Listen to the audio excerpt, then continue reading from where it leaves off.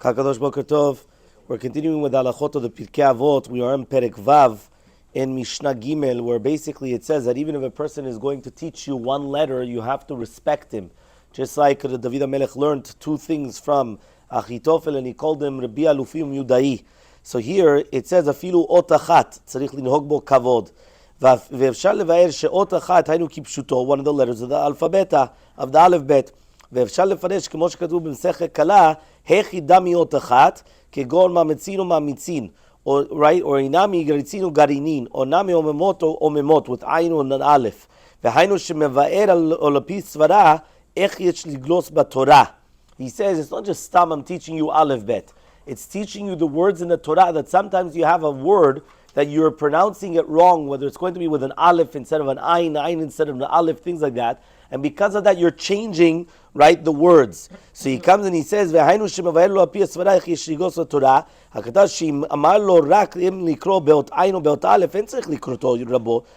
he's just going to come and tell you, you have to do with an ayin instead of a, that for sure not. But you have to actually explain what's written in the Torah. The Birkei Yosef actually brings down, right? Says the Rav Chida, the one that taught you, right, your Rebbe in the Cheder, that he actually went and he taught you your Aleph Bet, you do have to give him kavod. He says, Omnam linyan lakum mipanav, dam bazeh, vevi sheyesh sovrim shetzrich lakum kedin rabo sheno muvhak, v'yesh cholkim sheno tzrich lakum mipanav. So he says, but there's a machloket. Does he have to actually stand up in front of him or not?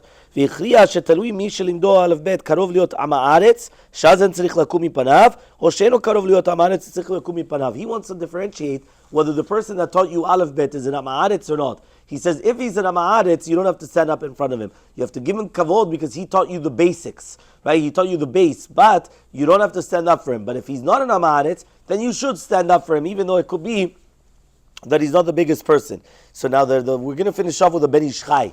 The Ben Ish Chai comes and he says something very interesting. And listen to this Ben Ish Chai. The Ben Ish Chai says like this, Rabo shelimedo min aleph bet ad gemara Torah neviim ktuvim.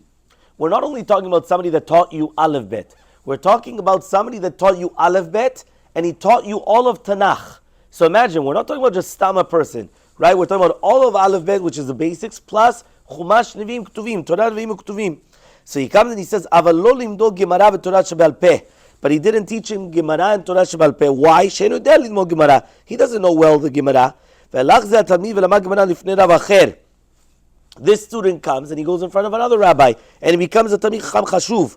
Eno chayav ze hatalmid la'amon lifnei ze hamelamed. He doesn't have to stand up from the other person. Meaning now we're not only just talking about Aleph Bet. We're talking about Aleph Bet and Tanakh, the full Tanakh. You still don't have to stand up for him. Even though he taught him the entire Chumash, the entire Tanakh. Because right now, this Milamed is considered an Ama'aretz biyachas in comparison to this Tamil Chacham. How could it be that you have this Chacham and that he's being posek halachot and he's standing up for this person? It's a zilzul for a Tamil Chacham to stand up in front of a simple person. No, the more so. If this melamed שלמדו כל המקרא כולה לא למדו בחינם אלא למדו בשכר, he didn't learn it בחינם but only בשכר, שמחמת זה הרי פחות כבודו, so then it's even going to be less because he was getting paid. על כן אינו קם מפניו, so he doesn't have to stand up from him. ומכל מקום, but nevertheless he should still do a hidur. What is a hidur? He lifts up his body a little bit to stand up for him. ולינוק בו איזה כבוד. אך המון העם שלומדים תורה נביאים וכתובים מן דברי רבותיהם זכרם לברכה בהגדה לפני מלמד תינוקות. He says, but when you have המון העם that they are learning Tanakh and a little bit of the words of Agadah in front of them, and they go out to the shuk and they don't learn anything else. So then the majority of the limud comes to this person.